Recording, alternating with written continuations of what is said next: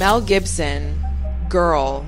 Let's just start there, because this man has been saying some stuff for years, and now people are finally like, wait, was he actually onto something this whole time?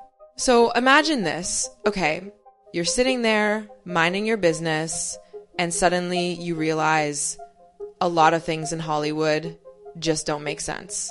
That's literally where Mel Gibson was back in the day.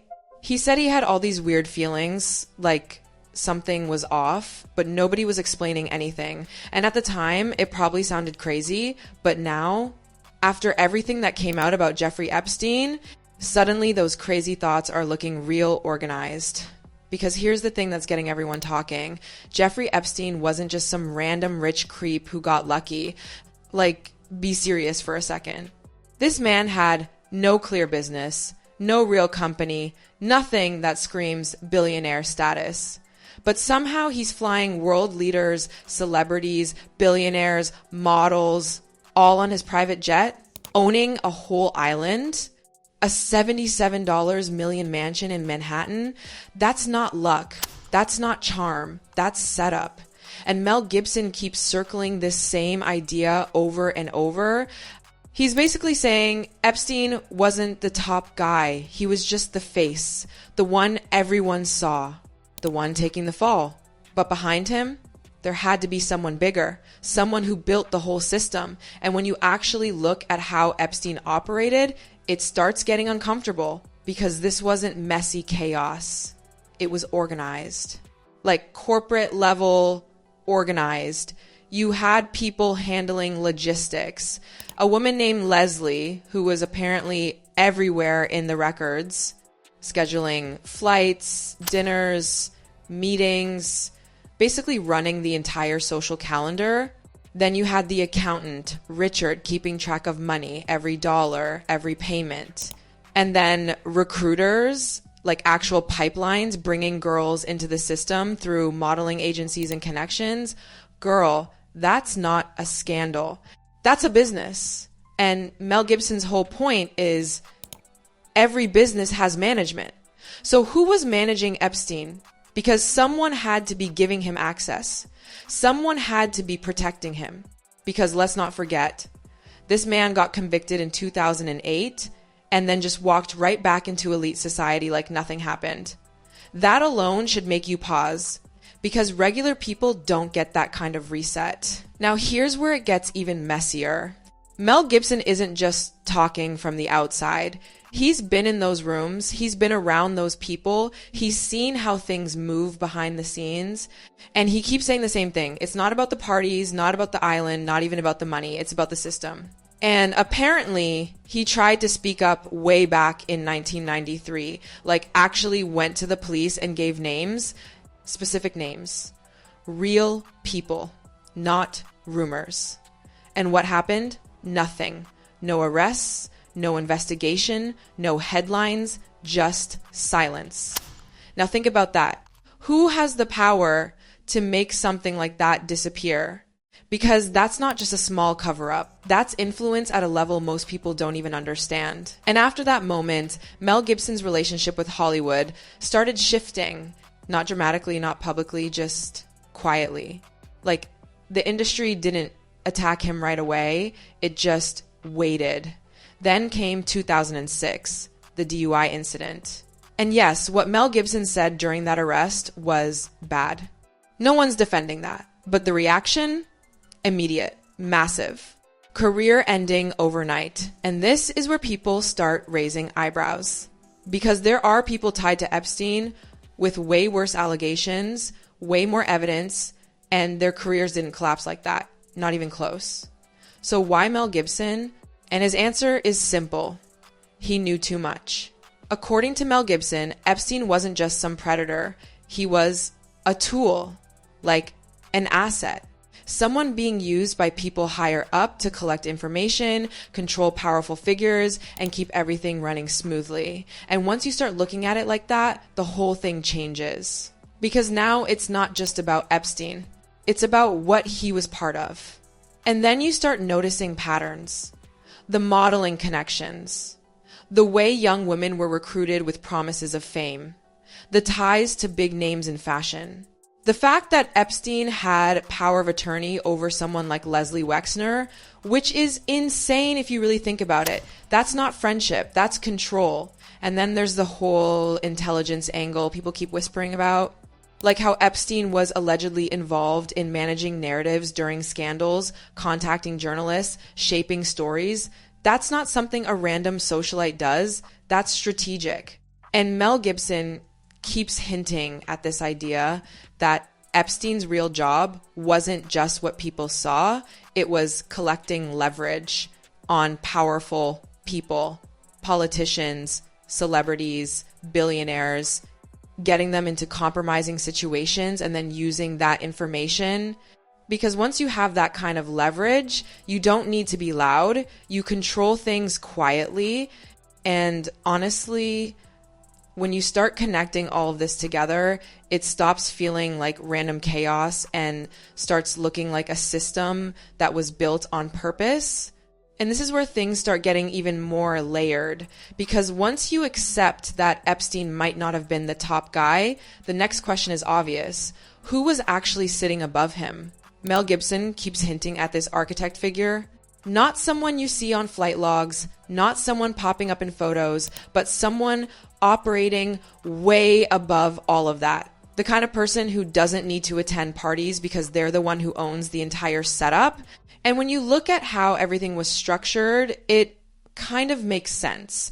Because think about it. Epstein had access to literally everyone. Politicians, royalty, tech billionaires, Hollywood elites. That's not normal networking. That's access being granted. And one of the biggest things people keep bringing up is the modeling pipeline. This part is messy, okay? Because names like Leslie Wexner keep coming up again and again. The connection to Victoria's Secret, the promise of turning young girls into supermodels, that was a powerful tool. And allegedly, Epstein used that world as a way to recruit. And then there's the power of attorney situation. Like, let's pause on that. Giving someone power of attorney means they can basically act on your behalf legally and financially. That's huge. That's not something you give to a casual friend. That's trust at a very deep level or something else entirely. So now you have money, access, recruitment, pipelines, and protection. All the pieces of a system. And then there's another angle that people don't talk about enough, the whole intelligence side of things. Because apparently, during some of Hollywood's biggest scandals, Epstein was quietly involved behind the scenes, emailing publicists, talking to journalists, helping shape how stories came out. Now ask yourself, why would he be doing that? That's not random behavior. That's someone managing narratives. Someone who understands how information moves, how scandals are controlled, how public perception is shaped. And this is where Mel Gibson's theory gets deeper. He's basically saying Epstein wasn't just running his own operation. He was being used like a middleman, someone whose job was to collect compromising information on powerful people and then use that as leverage. Because once you have dirt on someone, you don't need to force them. They cooperate. And suddenly, the whole thing starts looking less like isolated crimes and more like a system of control. Now, here's where things get even more uncomfortable, because once people started digging into connections, names from the entertainment industry started popping up in conversations, not necessarily as criminals, but as part of the same ecosystem. Like the idea that the entertainment industry and the Epstein world weren't separate, they were overlapping. And one of the names that gets brought into these discussions is Jay-Z. His name reportedly appeared in Epstein-related documents, and immediately people started speculating. Now, to be clear, being mentioned in documents doesn't automatically mean wrongdoing, but in gossip circles, that's enough to start conversations. And the bigger point here isn't about one person. It's about how massive this network was. Because if artists, executives, and powerful figures are all moving in the same circles, then influence flows through those circles too. And then there's Beyonce. Some people have gone back to old interviews, trying to read between the lines, looking for signs that maybe not everything is as perfect as it looks. Now, again, this is where things can get speculative, so you have to be careful. But the fact that people are even questioning it shows how deep the distrust has gone. Because once a system like this gets exposed, even partially, people start reevaluating everything. And Mel Gibson's argument isn't that every celebrity is involved. Not at all. His focus has always been on the structure, the way power moves, the way people are selected, shaped, and sometimes controlled. And when you look at how young artists are often brought into the industry, molded, rebranded, managed down to their image, their voice, their public persona, it does make you think, because that level of control doesn't just appear out of nowhere. It comes from somewhere higher up. And this is also why his films have started getting so much attention again, especially Sound of Freedom, because when you watch it after everything that's come out, it hits differently. The whole idea of fake modeling scouts, international networks, promises of fame, it mirrors a lot of the patterns people are now connecting back to Epstein. And what's interesting is how Hollywood reacted to that movie. It wasn't exactly embraced. There was resistance, criticism, attempts to downplay it, but it still made a ton of money, which kind of proves that the public is paying attention, even if the industry isn't fully on board. And Mel Gibson has another project in the works too, something even darker, focusing on elites and what they're capable of behind closed doors. And again, people are like, is he just making movies, or is he telling stories based on what he's seen? Because at this point, it's not just about Epstein anymore. It's about the possibility that he was just one piece of something much bigger. And if that's true, then the real story hasn't even been fully told yet. And this is the part where everything really starts to come together. Because once you stop looking at individual names and start looking at the structure, the whole thing feels way bigger than just one scandal. So picture it like layers, right? At the bottom, you've got the visible crowd, the celebrities, the models, the people attending parties, flying on private jets, showing up at dinners, names like Naomi Campbell, Kevin Spacey, Chris Tucker. These are the faces people recognize. Some of them probably had no idea what was really happening. Some might have seen more than they should have. But the point is, they weren't running anything. They were just inside the circle. Then above that, you've got a more powerful layer. The strategic people, the ones with influence, money, connections, people like Bill Gates or Bill Clinton, whose names came up in association with Epstein in various reports or meetings. Again, that doesn't automatically mean guilt, but it shows the level Epstein was operating at. These weren't random contacts. These were global power players. And according to this whole theory, this layer is where leverage happens, where information gets exchanged, where pressure gets applied quietly. Because if someone has something on you, you don't argue, you comply. But even that layer isn't the top. And this is where Mel Gibson keeps pointing to what he calls basically the invisible tier, the people who don't show up in documents, the ones who don't need to be on flights or at parties because they're controlling everything from above, the kind of people who operate across industries, across governments, across borders, the kind of power where you don't get exposed, you just don't get seen. And honestly, this is what makes the whole thing feel unsettling. Because if Epstein had that level of protection for so long, if his case got buried in 2008 and he just walked back into elite society like nothing happened, then someone had to be making sure that happened. That's not coincidence, that's protection. And Mel Gibson has been pretty blunt about what happens when someone steps outside of that system. He's not the only one either.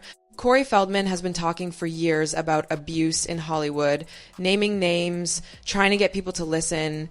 And what happened to him? People dismissed him, ignored him, treated him like he was the problem. Same pattern. You step out, you speak up, and suddenly your credibility disappears. And then there's Jim Caviezel, who worked closely with Mel Gibson and starred in Sound of Freedom. After The Passion of the Christ, his career just slowed down. No major roles, no big studio backing. It's like doors quietly closed. Now, is that proof of anything? Not exactly. But when you see the same pattern repeat, people speaking out, then getting sidelined, it starts raising questions. And Mel Gibson's whole argument is that this isn't random, it's managed. He calls it a kind of mutual protection system where everyone has something on everyone, so nobody talks, because if one person goes down, others go with them. It's like this unspoken agreement to keep everything contained. And honestly, that part makes sense even without conspiracy theories, because power networks often work like that. Quiet agreements, silent pressure, controlled narratives. But where things get really heavy is when you bring in the scale of the Epstein files. Millions of documents, names, photos, financial records, meetings, enough information to shake things up, but still somehow not enough to fully expose whoever might be sitting at the very top. And that's the part people keep coming back to. Not just who was involved, but who was in control. Because if Epstein really was just a middleman, then the real story hasn't even been fully uncovered yet. And that's why this conversation isn't dying down. If anything, it's getting louder. People are connecting dots, revisiting old interviews, questioning narratives that used to be accepted without a second thought. And Mel Gibson, he's still out here, still hinting, still circling the same idea he's been talking about for decades, that there's something bigger behind all of this, something that isn't fully visible yet. Now, whether you believe him or not, that's on you. Some people think he's exaggerating. Others think he's seen things most people haven't. But one thing's for sure, after everything that's come out, it's a lot harder to just dismiss it completely. Because at the end of the day, this isn't just about one man named Epstein anymore. It's about how power actually works behind the scenes. And the real question everyone's quietly asking now is, if there really was someone above him, someone pulling the strings the whole time, are people ever actually going to find out who that was? Or is that part of the story going to stay exactly where it's always been, hidden in plain sight?